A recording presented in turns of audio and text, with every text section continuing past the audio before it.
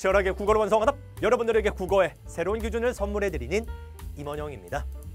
오늘은 우리가 연애를 해도 되는 이유에 대해서 함께 나눠보도록 하겠습니다. 여러분들이 오해하시면 안 되는 게 연애를 해야 하는 이유가 아니라 연애는 반드시 해야 된다. 요게 아니라 연애를 해도 된다. 그러니까 누군가를 좋아하는 마음이 생겼다. 사랑하는 마음이 생겼다. 그런데 그 사람도 나와 마음이 같다. 그러면 연애를 해도 된다. 반드시 해야 된다가 아니라 요거 여러분들이 꼭 좀 잘 기억해 주시길 바랍니다. 이걸 듣고 있는 내 자녀의 모습을 보시고 지금 부모님께서 화들짝 놀라가지고 아마 야 뭐 저 사람 뭔데 너한테 그런 소리를 해 라고 놀라면서 같이 영상을 보게 되실 수도 있을 것 같아요. 부모님께서 같이 보셔도 됩니다.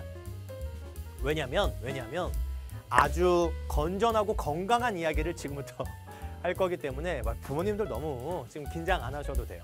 자, 우리가 중학생밖에 안 됐음에도 불구하고 저 사람이 도대체 왜 연애를 해도 된다고 이야기를 할까? 그 이유는 나도 여러분 나이대에 연애를 했고요. 내 주위의 다른 친구들도 다 연애를 했는데 그런데 다 우리가 이상한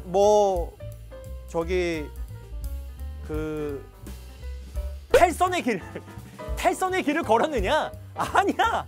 나나 내 주위의 다른 친구들, 연애했던 친구들이나 다 지금 아주 훌륭한 어른이 돼서 다 좋은 직장들 얻어서 돈 잘 벌고 다 결혼들 잘해서 아이 낳고 잘 살고 있어요. 나만 아직 결혼 못하고 이러고 있는, 그거는 내 문제인 거고. 그러니까 여러분 경험을 했고 경험했었던 사람들을 주위에서 내가 다 봤기 때문에 확실하게 말씀드릴 수 있습니다. 자, 그리고 요건 우리 교육대학원에서도 청소년들의 연애에 대한 연구가 논문이 아주 활발하게 이루어져 있고 그에 대한 결과들이 나와 있는 것들이 많이 있어서 선생님이 그거 읽어보고 공부한 결과를 여러분들에게 말씀드리는 거니까 선생님 말에 신뢰를 어느 정도 가지셔도 되겠습니다. 자, 우리가 연애를 해도 되는 이유에 대해서 쭉 한번 이야기해 보도록 할게요. 일단 가장 중요한 건 이거야. 여러분 지금 이 나이대에 이성에 대한 호기심, 이성에 대한 호감, 사랑에 대한 감정이 이제 막 시작이 됩니다. 그건 자연스러운 현상이에요. 그건 100년, 200년 전이든 100년, 200년 후든 앞으로 계속 똑같을 겁니다.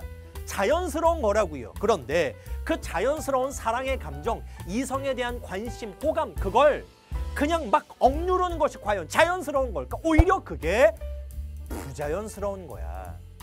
그러니까 누군가에 대한 호감이 생기고 관심이 생기면 그걸 표현하셔도 돼요. 그게 자연스럽게 우리 인간이 그러한 모습으로 태어난 거기 때문에야. 우리는 다시 한번 말씀드리지만 지금 나이대 이성에 대한 감정, 호감, 사랑의 감정, 그것이 이제 막 시작이 됐는데 그걸 억지로 억누르고 아니야 라고 부정하는 것이 오히려 더 부자연스럽다, 더 탈날 가능성이 높다라는 겁니다. 자, 두 번째 우리가 연애를 해도 되는 이유는 바로 뭐냐면 여러분들이 지금 나이대에 느끼는 이성의 사랑의 감정과 5년 후에 느끼는 사랑의 감정, 10년 후에 느끼는 사랑의 감정, 15년 후에 느끼는 사랑의 감정이 각각 다 달라요. 완전히 다른 사랑을 하게 될 거야. 그렇다면 여러분들은 지금의 감정도 경험을 해봐야 하고 5년 후의 감정도 경험을 해봐야 하고 10년 후의 사랑의 감정, 15년 후의 사랑의 감정도 경험을 해봐야지만 진정한 사랑이 무엇인지 결국 알게 되고요. 진정한 사랑이 무엇인지 알게 되면 진정한 사랑을 할 수 있어. 이 영상을 혹시 부모님 같이 보고 계시다면 여러분 부모님 어렸을 때, 그러니까 부모님이 지금 자녀의 나이대쯤을 한번 떠올려 보세요. 그때 사랑의 감정 싹 트셨잖아요. 그리고 좋아하는 사람 있었고 그 사람과의 애틋한 감정 교류 다 있으셨잖아요. 그 애틋한 감정 교류가 지금 생각하면 몸소리 쳐지시나요? 아, 그때 내가 그따운 놈 때문에 그런 고생을 해가지고, 맘고생을 해가지고 그런 생각이세요? 아니면 그래 마음이 아프긴 했지만 참 그런 경험이 있어서 다행이었다 라고 생각하시나요? 당연히 후자잖아요. 그렇죠. 내 자식이 지금 뭐 이성과 뭐 어떤 감정 교류를 한다? 조금 겁나는 부분들도 분명히 있을 거예요. 하지만 여러분들의 과거를 좀 생각을 해보신다면 그 겁나는 부분까지도 우리 아이들에게는 아주 훌륭한 경험이 다 될 겁니다. 여러분, 그러니까 지금 느끼는 사랑의 감정을 충분히 누리고 만끽하실 필요가 있다라는 거죠. 그것이 바로 여러분들이 지금 연애를 해도 되는 두 번째 이유 되겠습니다. 그 다음 연애를 해도 되는 세 번째 이유 말씀드리도록 할까요? 세 번째로는 여러분 공부에 도움이 됩니다. 공부에 도움이 안 될 것 같지? 천만의 말씀이야. 공부에 도움이 됩니다. 왜냐하면 내가 좋아하는 그 사람에게 잘 보이고 싶어서 어떻게든 공부해요. 물론 그 아이와 자주 만나고 자꾸 시간을 보내고 그러면 공부할 시간 뺏길 것 같지?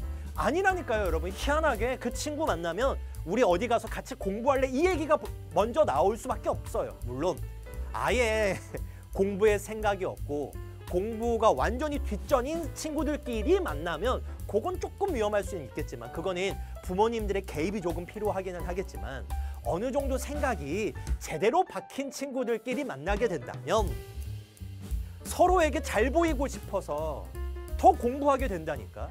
그리고 부모님에게 증명해내 보이고 싶어서 내가 이 친구 만나도 공부합니다. 내가 이 친구 만나도 성적 올릴 수 있습니다. 라는 것을 보이고 싶어서 공부해요. 그리고 여러분, 좋아하는 사람과 같이 공부를 하거나 아니면 좋아하는 감정으로 막 마음이 몽글몽글한 상태에서 공부를 하게 되면 학습 능률이 높아져. 왜냐면 몸에서 좋은 세포들, 좋은 DNA들이 막 나오거든. 이것도 여러분 내가 논문에서 본 거야. 과학적으로 증명이 된 겁니다. 그런 세포들, 그런 DNA들이 막 나오기 때문에 여러분들의 학습 능률이 더 높아질 수밖에 없어요. 성적이 높아진다고요. 연애 뜨겁게 해서 성적이 확 떨어졌다. 나 그런 얘기 별로 못 들었거든. 선생님 저 연애를 너무 진하게 해가지고요. 남자친구 너무 많이 만나고요. 그래가지고 성적 떨어졌어요. 라는 친구도 별로 못 봤어요. 오히려 선생님 저 부모님한테 확실하게 이 친구 만나도 좋은 성적 나타낼 수 있다는 걸 보이기 위해서 더 열심히 공부했어요. 라는 사람들 이야기 되게 많이 들었고요. 그 친구, 내 남자친구, 내 여자친구하고 같이 도서관 다니면서 공부해가지고 좋은 성적 나왔어요. 이런 말하는 사람들이 훨씬 더 많았다고요. 이건 내가 임상적으로 체험한 거야. 그렇기 때문에 연애라는 것이 우리의 공부를 방해하지 않습니다. 그리고 이제 마지막 연애를 해도 되는 이유 네 번째를 설명해 드리도록 할게요. 여러분들이 만약에 지금 뭐 남자친구, 여자친구가 있으시나요? 100% 깨진다. 100이면 100 다 깨진다. 장담합니다. 아니라면 지금 만나는 친구와 나중에 이제 결혼까지 가는 분들이 있다면 그때 나 찾아와.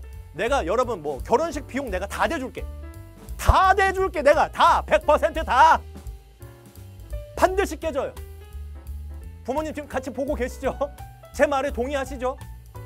내 아이가 지금 누군가 좋아해가지고 그 친구랑 사귄다고 막 지금 조르고 있어요? 100% 깨집니다. 그러니까 좀 허락 좀 하세요. 왜 깨지는 걸 내가 이렇게 확신하고 막 내가 좋아하는 것 같으냐? 그렇게 한번 관계에 대해서 생각해 볼 기회가 필요하다라는 거죠. 누군가를 좋아하고 그리고 그 사람과의 조금 특별한 사이 관계를 맺게 되고 그런데 그 과정 속에서 그 사람과 의견 충돌이 일어나게 되고 이 사람과 나하고는 성향이 잘 안 맞는구나 라는 것을 알게 되고 그래서 그 만나는 과정들이 너무 힘들지만 그 사람을 좋아하기 때문에 어떻게든 그 관계를 이어가려고 노력하게 되고 하지만 결국엔 헤어지고 나서 느끼게 되는 그 감정, 그 아픈 감정까지 그 하나의 사이클을 우리 아이들이 경험을 해볼 필요가 있다라는 거예요. 그래야지만 사회성도 더 좋아지고요.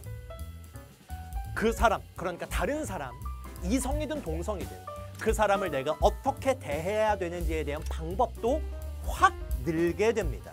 어떻게 말해야 상대방을 배려할 것인가, 그리고 어떤 행동을 해야 상대방이 좋아할 것인가, 그런 거에 대해서 아주 깊이 있게 고민하는 시기가 바로 연애하는 시기이기 때문에 그 관계가 깨지는 한이 있더라도 그 관계 형성하는 데 있어서, 사회성을 만드는 데 있어서 아주 중요한 하나의 사이클을 체험하게 된다는 거죠. 그렇기 때문에 지금 청소년임에도 불구하고, 중학생임에도 불구하고 연애하셔도 됩니다. 자, 이렇게 연애해도 되는 이유 4가지를 말씀드렸고, 여기에 당부의 말씀을 좀 드리도록 할게요. 연애를 할 때 이것만큼은 지켜줘라, 이것만 지켜준다면 연애해도 된다. 하지만 이거 못 지킬 거라면 연애하지 마라. 단서를 하나 좀 붙여드리도록 할게요. 자, 첫 번째, 뭘 지켜야 하냐면 부모님께 공개하셔야 돼요. 부모님께 공개하지 않는 연애는 허락하지 않습니다. 어때요, 부모님? 이렇게 이제 말씀드리면 좀 마음이 더 놓이시죠? 부모님에게 공개할 수 있는 떳떳하고 당당한 연애를 하시면 돼요. 선생님, 우리 부모님은 허락 안 하시는데 이 영상 보여드려요, 가서.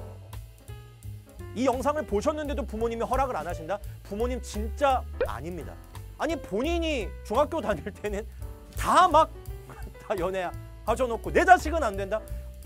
뭐야, 이상해, 부모님. 안 돼요. 그러니까 부모님에게 반드시 공개하셔야 되겠고요. 두 번째로는 오픈된 공간에 있어야 한다. 밀폐된 곳에 계시면 안 돼요. 만약에 내 여자친구, 남자친구를 집으로 초대하고 싶어, 부모님 계실 때 초대하세요. 뭐 노래방? 안 돼, 가지 마. 영화관 이런 데는 돼. 거기는 나름 많은 사람들이 있으니까. 공개된 곳, 오픈된 곳을 가셔야지만 이 관계는 허락이 됩니다. 용납이 돼요. 그리고 마지막으로 여러분들이 반드시 지켜줘야 될 3번째는 바로 뭐냐면, 이 관계에 대해서, 내가 지금 사귀고 있는 이 사람과의 관계에 대해서 이야기를 터놓고 할 수 있을 만한 어른 한 분이 계셔야 돼. 이제 그러한 역할을 부모님이 해주실 수도 있겠고, 아니면 학교 선생님이 될 수도 있겠고, 상담 선생님이 될 수도 있겠고, 아니면 나 같은 사람이 될 수도 있겠고, 그런 이 관계에 대해서 허심탄회하게 터놓을 수 있을 만한, 말을 쉽게 나눌 수 있을 만한 어른 한 명이 반드시 있어야 되겠습니다. 그렇다면 여러분들은 얼마든지 연애하셔도 된다는 거죠. 오늘 아주 예민한 부분을 건드렸어요. 내가 아무리 이렇게 흥분하면서 핏대 높여가며 여러분들에게 말씀드리고 부모님에게 당부를 드려도 이거는 죽어도 안 된다라고 생각하시는 부모님이 계실 테고, 내가 단서를 드렸는데 그 단서를 지키지 않고 연애를 하려고 하는 사람들도 있을 테고, 아주 이게 예민합니다. 하지만 건강한 관계를 맺어가는 건 좋다라는 건 어쩔 수 없는 사실입니다. 그걸 여러분들이 염두에 두시고 어떻게 행동하고 어떻게 진행시켜 나가는 것이 현명할 것인지, 그거는 아주 깊이 있게 논의를 부모님과 해보시는 것이 좋을 것 같습니다. 자, 이렇게 오늘도 이유 시리즈 하나를 마쳐보았습니다. 여러분들에게 도움이 되셨으면 좋겠습니다. 고생 많으셨어요. 선생님은 다음 시간에 뵙도록 하죠.